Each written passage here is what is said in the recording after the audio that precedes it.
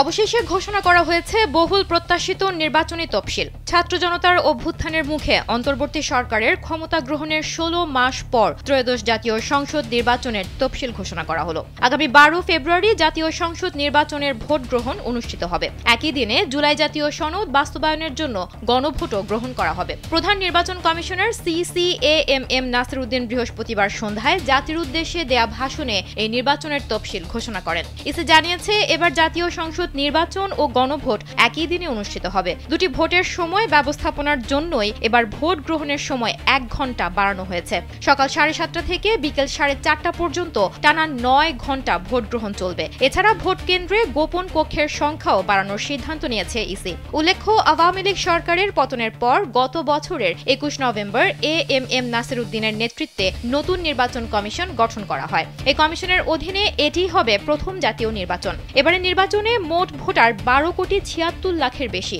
প্রবাসী Bangladeshi ভোটাররাও postal ব্যালটে vote দেওয়ার সুযোগ পাচ্ছেন। এখনো পর্যন্ত 3 লাখের বেশি প্রবাসী ভোটার ভোট দেওয়ার জন্য নিবন্ধন করেছেন।